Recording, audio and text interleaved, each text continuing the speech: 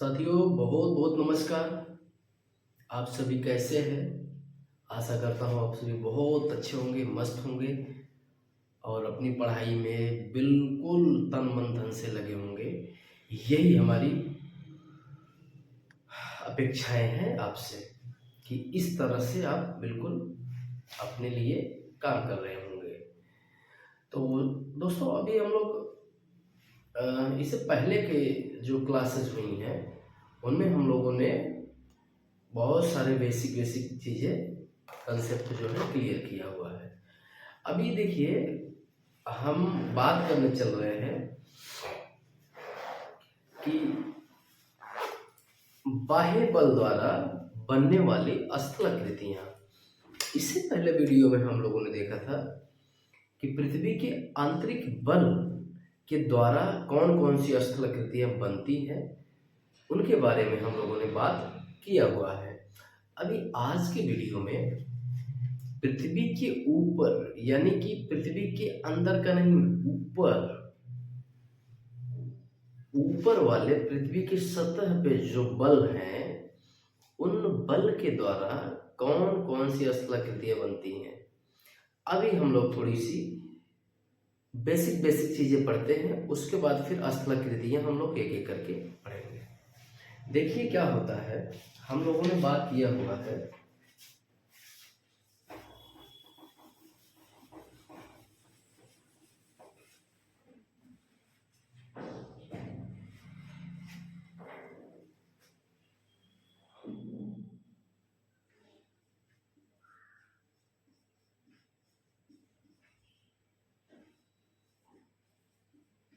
आंतरिक बल,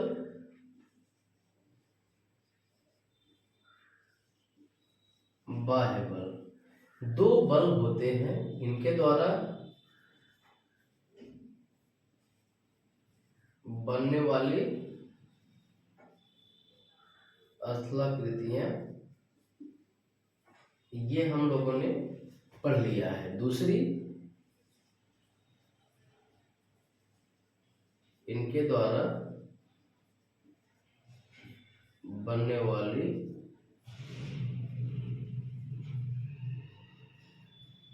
स्थलाकृतियां, इसको पढ़ना है हमको।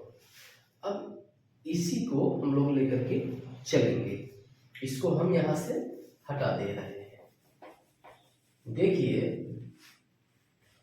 क्या होता है, इसके माध्यम से, बाह्य बल के माध्यम से दो कार्य किए जाते हैं। नंबर एक, अपक्षय। नंबर दो, अपरदन। नंबर एक अपक्षय, नंबर दो अपरदन। देखिए, बाह्य जो शक्तियां होती हैं वो दो तरह से काम करती हैं। एक तो कुछ कारणों द्वारा, कुछ बल के द्वारा उसी जगह पे, जैसे कोई भी पिंड ले लीजिए, कोई पठार, कोई पर्वत, कोई चट्टान ले लीजिए, उस पे बाह्य बल में जैसे तापमान, वर्षा, पाला, इस टाइप के कारकों से चट्टानें टूटती फूटती हैं। आप जानते हैं कि तापमान जब बढ़ता है तो चट्टानों में प्रसार होता है, तापमान जब ठंडा होता है चट्टानें सिकुड़ जाती हैं।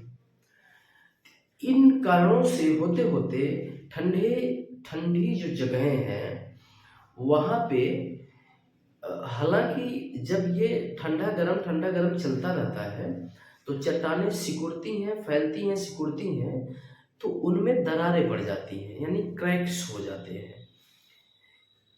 अन्य जगहों पे ये क्रैक्स जो होते हैं धीरे धीरे बढ़ते जाते हैं। लेकिन ये ठंडी जगहों पे या ठंडे प्रदेशों में, जहाँ ये ठंडे गर्म का जो टेम्परेचर कम ज़्यादा होता रहता है, तो वहाँ जब क्रैक बन जाता है तो उस जगह पे, ठंडे प्रदेशों में जहाँ टेम्परेचर बहुत कम हो जाता है, वहाँ रात में बर्फ भी पड़ने लगती है। तो वो बर्फ या पानी जब घुस जाता है उन दरारों में, रात में टेम्परेचर इतना कम हो जाता है कि वो पानी जो है बर्फ में कन्वर्ट हो जाता है। जब वो बर्फ में कन्वर्ट होगा तो उसका आयतन बढ़ेगा। वो क्या होगा कि जब वो बर्फ में पानी कन्वर्ट होगा तो धीरे धीरे धीरे धीरे चट्टान को और फैलाएगा। जब चट्टान और फैलेगी, टूटेगी, ये प्रक्रिया चलती रहती है। इसको बोलते हैं अपक्षय। अपक्षय का मतलब क्या है कि एक ही जगह पर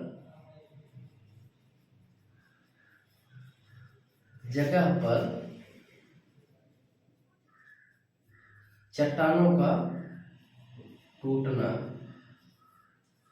कई कारणों से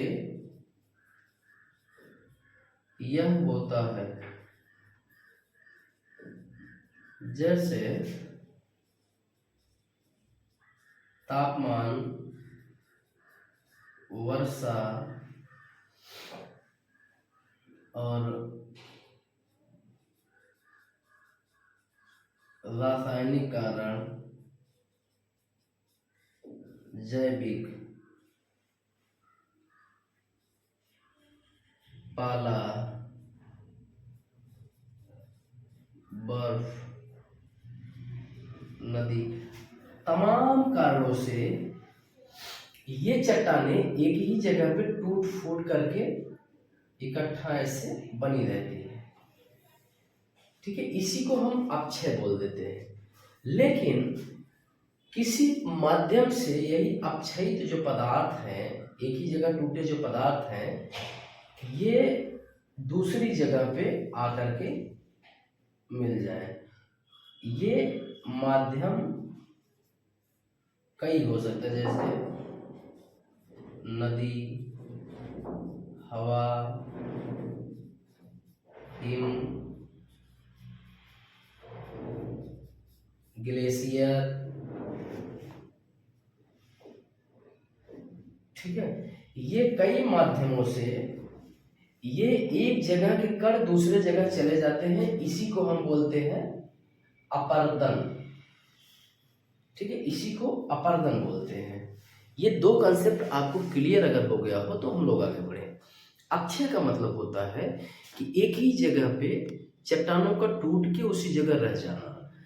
अपर्दन का मतलब होता है कि किन्हीं माध्यमों से उस जगह पे टूटा हुआ जो मलबा है वो कहीं दूर तक चला जाए। ठीक है, ठीक है।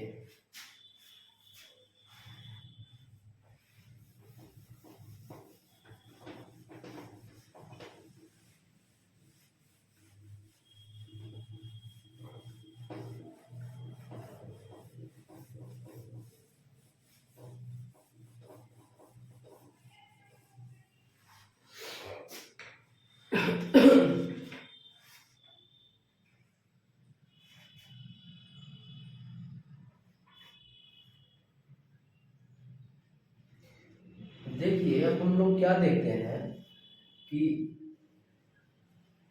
अपर्दन के कुछ शब्द देख लेते हैं जो प्रयोग में आते रहते हैं।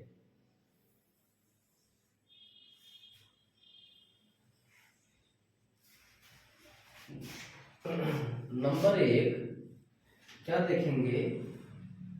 अपघर्षण। अपघर्षण, अपघर्षण का मतलब कि जैसे नदी, ठीक है, नदी से टूटा कोई पदार्थ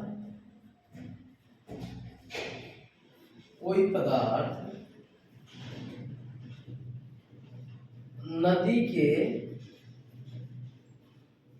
किनारे से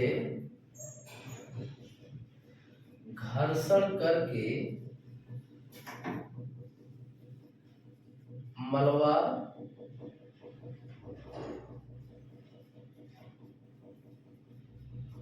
आगे ले जाना।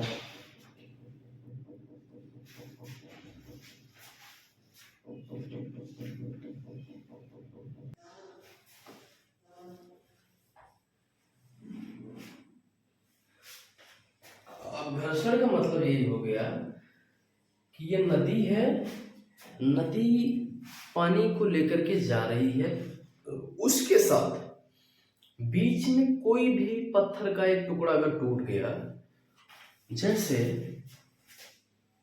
देखिए ये नदी चल रही है, ठीक है,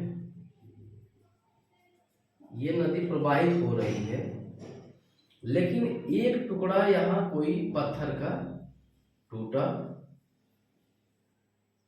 और ये जब चलेगा नदी के साथ में तो यहाँ तोड़ेगा, यहाँ तोड़ेगा, यहाँ तोड़ेगा, यहाँ तोड़ेगा, जैसे वेग बढ़ेगा जहां टकराएगा वहां से तोड़ते हुए मलबा को लेकर के आगे बढ़ जाएगा। इसी को बोलते हैं अपघर्षण। दूसरा कंसेप्ट क्या है, दूसरा जो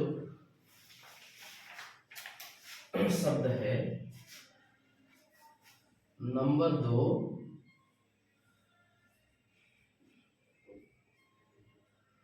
संघर्षण। संघर्षण का मतलब है, इसका इंग्लिश शब्द है एट्रिशन। इसका मतलब है कि टुकड़ों का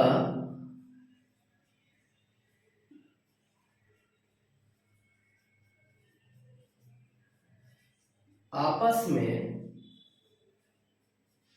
टकराकर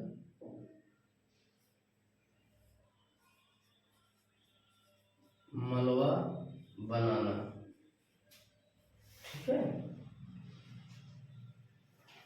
ये दूसरा शब्द है, ये पहला शब्द है। अब यहां देख लीजिए, जैसे ये नदी जा रही है, ये नदी है, यहाँ कुछ पत्थर है, यहाँ कुछ पत्थर है, यहाँ कुछ, ये कभी कभी क्या हो रहा है कि आपस में ही टकरा जा रहे हैं, आपस में भी टकराते हैं, कभी नदी के किनारों से टकराते हैं, किनारों से टकराएंगे तो अपघर्षण बोलेंगे, आपस में टकराएंगे तो सन्निघर्षण बोलेंगे। अब हम लोग चलते हैं नंबर 3। नंबर 3 क्या है कि घोलन। घोलन को क्या कहते हैं, कोरोजन। इसका मतलब होता है कि किसी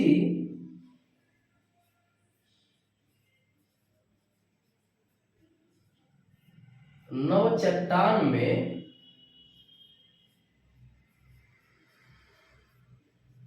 घुलने की क्रिया होना, ठीक है। जैसे चूना पत्थर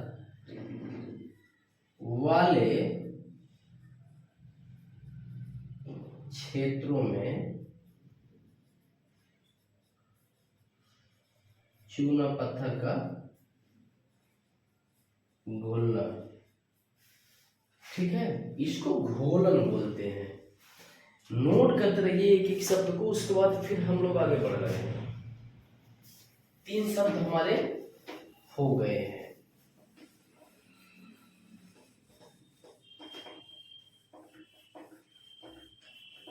तीन शब्द हो गए हैं, 2-3 शब्द और हैं, उसको देख लीजिए, उसके बाद हम लोग और आगे बढ़ते हैं।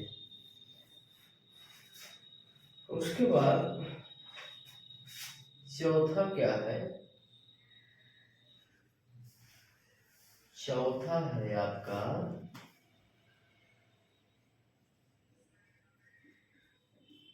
जल गति क्रिया। जल गति क्रिया में हाइड्रोलिक एक्शन इसको बोलते हैं हम लोग,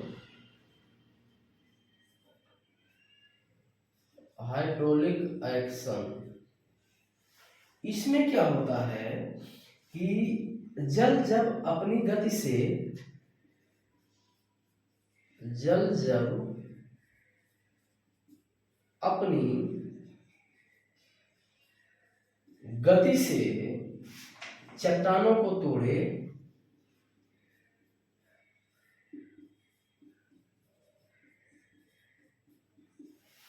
जैसे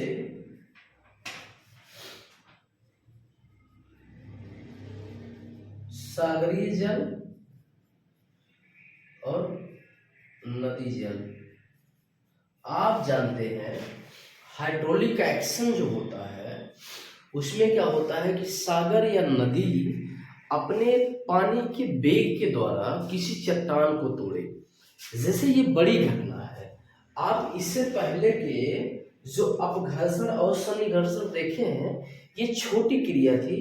जैसे कोई टुकड़ा टूटा, कभी नदी के किनारे को छांटता हुआ तोड़ता हुआ चला गया या आपस में टकराते हुए चला गया। लेकिन अब बात आ रही है यहाँ क्या कि जलगत क्रिया हाइड्रोलिक एक्शन, इसमें क्या है कि पानी की इतना वेग होने से जिससे किसी चट्टान को तोड़ ही दे। जैसे ये एक चट्टान है, ये सागर है, ये लहरें जो हैं इतना वेग हो जो चट्टानों को ये तोड़ती हुई चली जाए, ये तोड़ती चली जाए। दूसरा, ये नदी की धारा है, ये नदी की धारा, यहाँ कोई ऊंचा सा चट्टान है तो कभी नदी धीरे धीरे धीरे धीरे यहाँ चढ़ करके या बगल से निकलती थी, लेकिन ये काटती काटती काटती काटती काटते काटते ये सीधी हो गई। ये पावर होता है पानी में। पानी में इतना पावर होता है कि वो चट्टान तो क्या लोहे को भी काट सकती है। ये हाइड्रोलिक एक्शन हो गया। अगला है नंबर 5 है जलगति क्रिया, तो आप देख लिए। फिर जल दाब क्रिया भी हम लोग देख लेते हैं। वाटर प्रेशर, जब किसी चट्टान पर जल का दबाव हो, जब किसी भी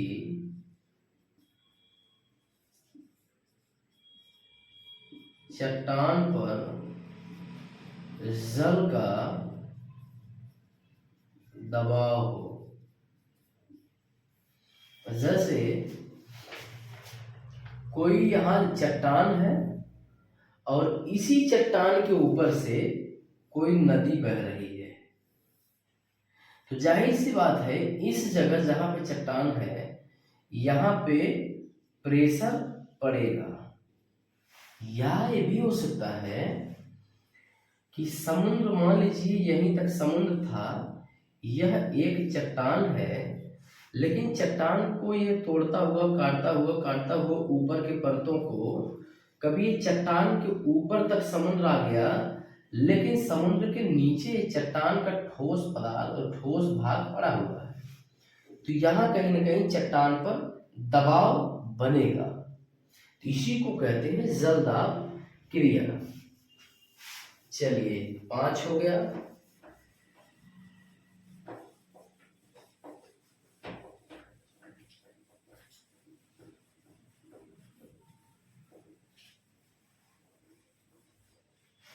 अब नंबर 6 पे हम लोग आ जाते हैं। कौन सा शब्द है? उत्पाटन। उत्पाटन, प्लकिंग। उत्पाटन मतलब प्लकिंग। प्लकिंग का मतलब है ग्लेशियर के माध्यम से होने वाला अपर्दन। ग्लेशियर के माध्यम से होने वाला अपर्दन। जैसे इस शब्द को समझिए कि ये एक पर्वत है, पर्वत है, यहाँ पे तमाम ग्लेशियर जमा है। अब कह रहा है ग्लेशियर के माध्यम से होने वाला अपर्दन, ये बहुत सारे कारणों से ये ग्लेशियर पिघल रहे हैं, ये आप जान रहे हैं। चाहे वो ग्रीन हाउस गैस हो जिसके माध्यम से ग्लोबल वार्मिंग बढ़ रही है, टेम्परेचर, इन्वायरमेंट, बहुत सारी ग्लोबल वार्मिंग की वजह से दिक्कतें आ रही हैं, जिसकी वजह से टेम्परेचर बढ़ रहा है। टेम्परेचर के बढ़ने से बर्फ पिघलती है, तो यहाँ जो बने ग्लेशियर हैं, जब वायुमंडल में टेम्परेचर बढ़ गया, जितना टेम्परेचर चाहिए था उससे ज़्यादा हो गया, तो टेम्परेचर जब बढ़ेगा तो टेम्परेचर बढ़ने के साथ ये ग्लेशियर पिघलेंगे। पिघलने के बाद यहाँ से कभी टूट के कभी पिघल के नदी के माध्यम से ये आएंगे, बेग से उतरेंगे, तो यहाँ से तोड़ते हुए आएंगे, बहुत सारे मलबा को लेकर के आएंगे, यहाँ से टूटे हुए पदार्थों को लेकर के आएंगे। इसी को हम कह रहे हैं क्या? अपरदन। क्योंकि अपक्षय एक ही जगह होगा, टूट फूट का कारण अपक्षय वहां से पदार्थ को तोड़ा भी और लेकर के चला भी आया, इसको अपरदन कहते हैं। ठीक है, यही कह रहा है प्लकिंग मतलब उत्पाटन, ग्लेशियर के माध्यम से होने वाला अपरदन। ठीक है, ये प्लकिंग उत्पाटन हो गया। एक और देख लेते हैं।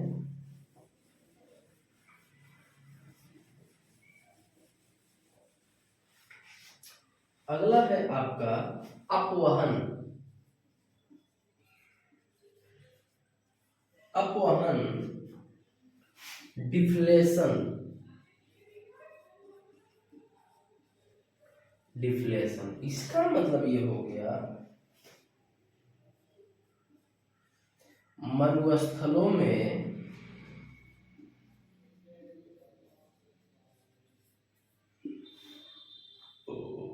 वायु गर्त मिलते हैं।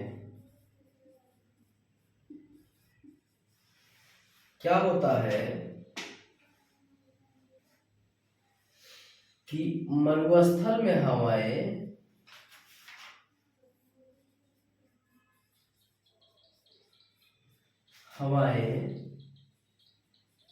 बालू या रेत को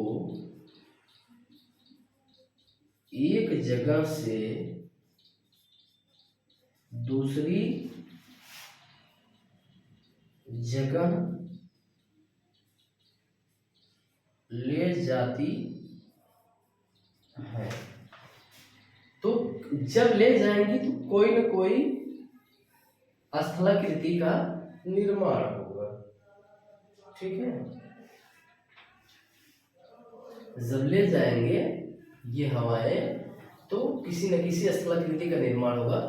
स्थलाकृतियों को हम लोग आगे पढ़ेंगे, अभी तो हम कुछ शब्द को, कंसेप्ट को अभी हम लोग देख रहे थे। अब आगे थोड़ा सा देख लें।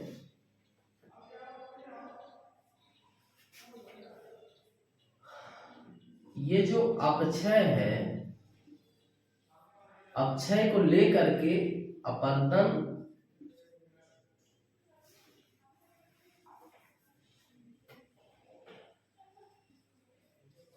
अपरदन हुआ, और ये अपरदन होने के बाद ये जो अवसाद है, अवसाद है, ये किसी न किसी जगह क्या होगा? डिपोजिट होगा।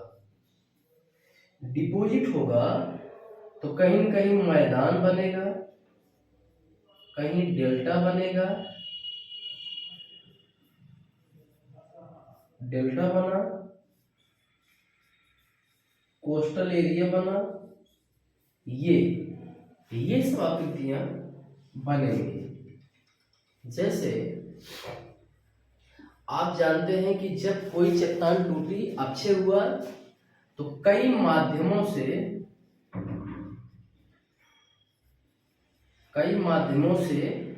अपरदन हुआ। अपरदन होगा तो अपरदन के साथ बहुत सारे अवसाद, ये अपक्षयित अवसाद ये चले जाएंगे। ये अवसाद कहीं ना कहीं डिपॉजिट होंगे। अगर ये नदियों के माध्यम से जा रहे हैं, तो अगर ये नदियां समुद्र के किनारे जा रही है, समुद्र में गिर रही है, तो समुद्र के किनारे कोस्टल में ले जाके कोस्टल वाले एरिया में डिपॉजिट करेगी। तो कहीं कोस्टल से पहले डिपॉजिट कर देगी जहां डेल्टा बन जाएगा, कहीं उतरेंगी बीच में, समुद्र से काफी बीच में, ढोने में असमर्थ होने के कारण बीच में ही इकट्ठा कर देंगी, तो वो मैदान बन जाएगा। जैसे उत्तर भारत का मैदान बहुत फेमस है, ब्रह्मपुत्रा का, गंगा ब्रह्मपुत्रा का मैदान बहुत फेमस है, क्योंकि नदियां ही ला करके यहाँ मालवा डिपॉजिट करके मैदान बनाई है। क्योंकि नदियां जब हिमालय से उतरी हैं तो समुद्र तक जाने में असमर्थ हो गई, क्योंकि बहुत सारा मलबा लेकर के वहां से आई हैं, उनको नदी तक जाने में दिक्कत हो रही थी, वो बीच बीच में छोड़ती हुई चली गई। ठीक है, जिससे उत्तर भारत का विशाल मैदान का निर्माण हुआ।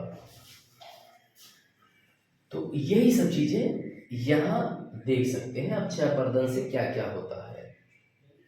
उसके बाद आप जानते हैं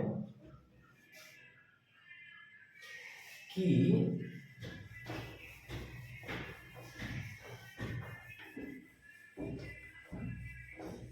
किसी स्थलाकृति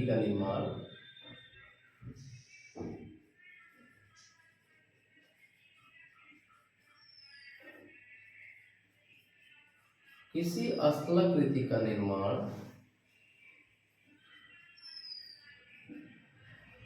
अपक्षय अपर्दन निक्षेपण द्वारा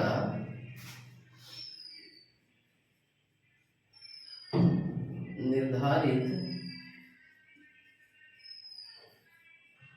होता है। किसी भी स्थलाकृति का निर्माण अक्षय अपर्दन और निक्षेपण से निर्धारण होता है, जो बाह्य बल के द्वारा बनने वाली स्थलाकृतियां हैं उनमें।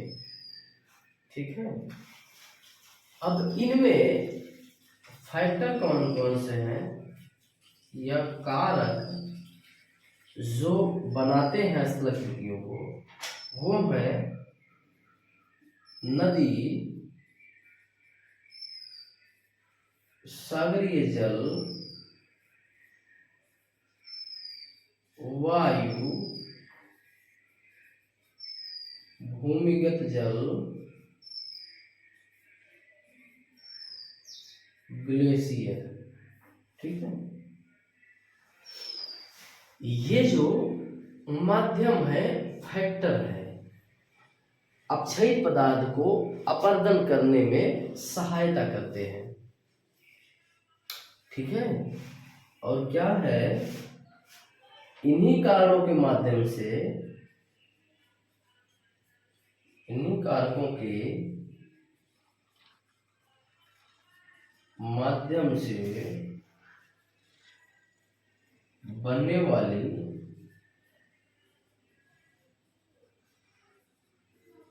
स्थलाकृतियों को आगे देखना है। ठीक है ना, इन्हीं कारणों के माध्यम से, इन्हीं कारकों के माध्यम से बनने वाली जो स्थलाकृतियां हैं उनको आगे हमको देखना है। ठीक है, किसी स्थलाकृति का निर्माण अपक्षय अपर्दन निक्षेपण के द्वारा निर्धारित होता है। ठीक है, अब आपको, मुझे लगता है कि अब आंतरिक बल के द्वारा बनने वाली स्थलाकृतियों को आप लोगों ने पूरा देखा, बाह्य बल द्वारा बनने वाली स्थलाकृतियों को आप लोगों ने यहाँ तक देखा। जैसे अपक्षय को आप लोगों ने पूरा देखा, अपर्दन हम लोग यहाँ तक देखे। अब अपर्दन के द्वारा बनने वाली स्थलाकृतियां हम लोग आगे देखेंगे, लेकिन नाम हम लोग अभी देख ले रहे हैं, बाकी उनसे बनने वाली आकृतियां हम लोग आगे देखेंगे।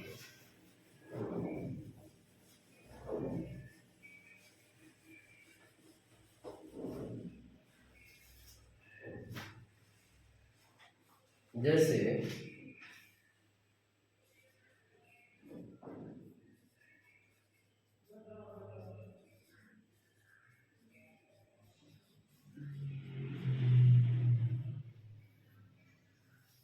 जैसे नंबर 1, नदी द्वारा बनने वाली स्थलाकृतियां। नंबर 2,